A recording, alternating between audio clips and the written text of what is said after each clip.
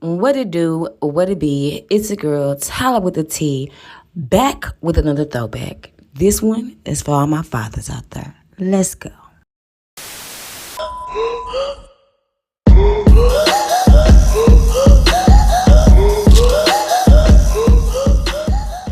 What up, y'all? We are here to get into the top 5 best throwback dads, and we're going to start with number 5. I didn't have no money, Bobby, but now you're back. You had enough money to buy that PCP water. No, I didn't. If it hadn't been for Jeannie Left, I wouldn't have had nothing. First up on the list of real father, real man, we have my man, OG Bobby Johnson. Now, this one may be a little controversial because my boy started out a little rough.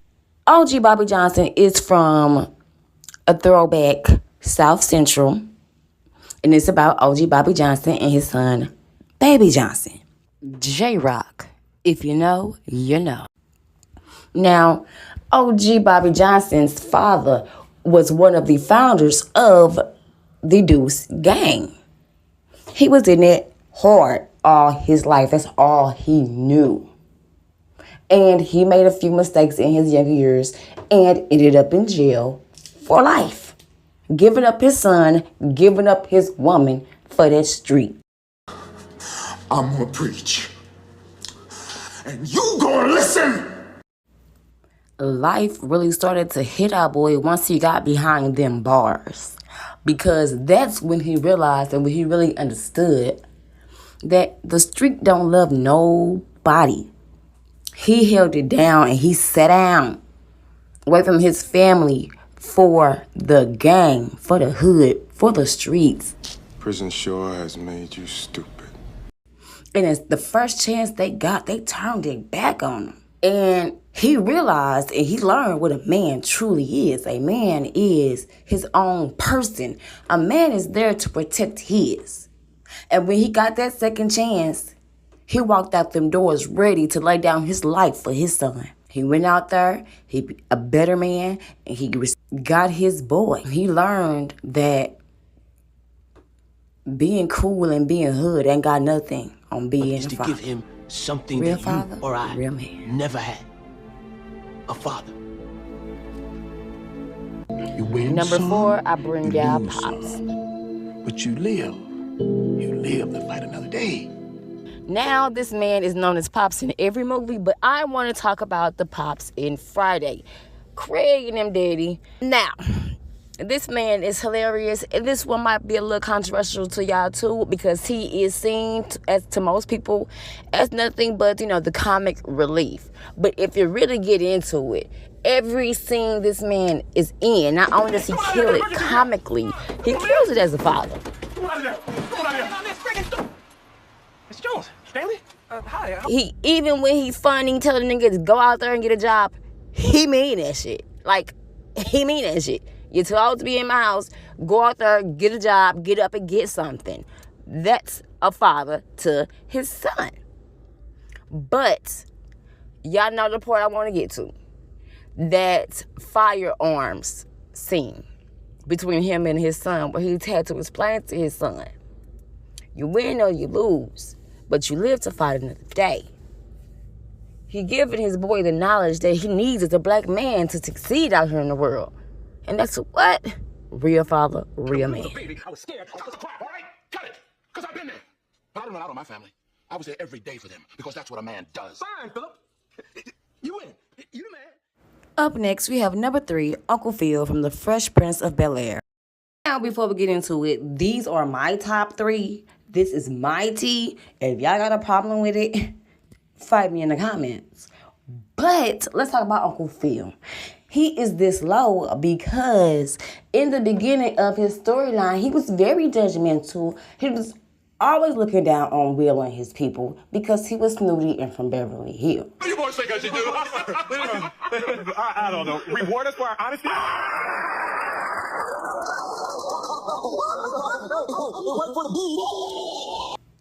But at some point, all of that changed. And Uncle Phil became more than an uncle to Will. Uncle Phil became a father to Will. He adopted Will as his son. He stood up to his father for Will. He protected him from his own daddy. Not only did he take on the extra mouth to feed, he also loved and supported him like he was his son. Did Will do some crazy outlandish shit that his suburban kids might not have done? Yeah, because Will was really from the hood. But at the end of the day, Will never felt like a burden to Uncle Phil. You never felt regret on Uncle Phil for choosing Will, because at the end of the day, Uncle Phil chose him. This is not a baby that chose you. This is a fully formed teenager, a fully formed human being that Uncle Phil chose. To be a black fatherless child and then have a father choose you is what makes it so I should say hello, but from the expression on your face, I think I'll say goodbye.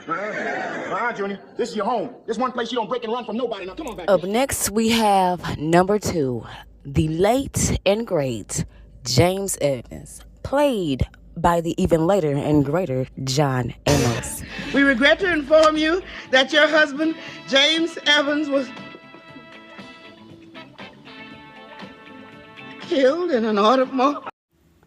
Now get the fathers of all black fathers, James Evans. He's number 2, but he's not number 1, only because number 1 is number 1.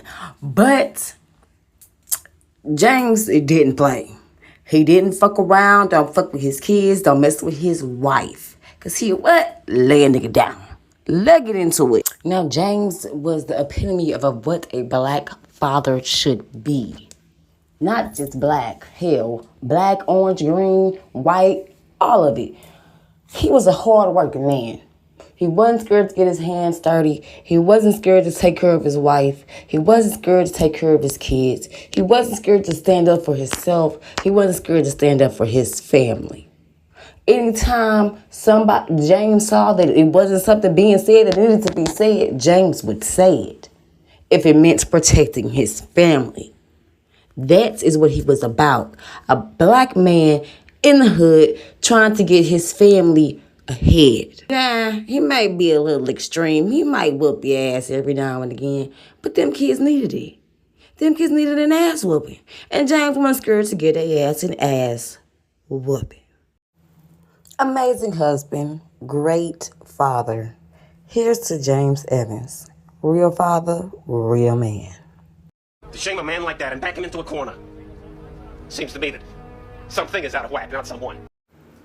This entire video, I have been going on and on about real father, real men, loving, protecting, holding it down. So I know I had to give it to him. John Q is number 1. Flat out. Me, Frank. My son is sick. That's it. There's nothing else. Understand? If you've never seen the movie, John Q is about a father whose son needs a heart transplant. His insurance refuses to cover it, so the doctors refuse to do it. So he decides to take a entire emergency room hostage, and which a nigga would. Right or wrong, whatever y'all feel about it, this is what I mean when I say protect your family. Love your family. Hold it down. This boy should not have died because of money. Everybody deserves a chance to live. And John Q got his son that. John Q did whatever he had to do to make sure that his son could see another day. They expected that man to go home with his sick child and watch him die because he could not pull out $250,000. When they asked the question, would you for your child, John Q did for his. My son is going to bury me. Well, there you have it. My top 5 best throwback dads. If you have any that I may have missed that you think are better than my top 5, let me know in the comments. If you disagree with any on the list, let me know in the comments. If you have not yet subscribed to the Throwback Tea with Tyler with the T, be sure to do that.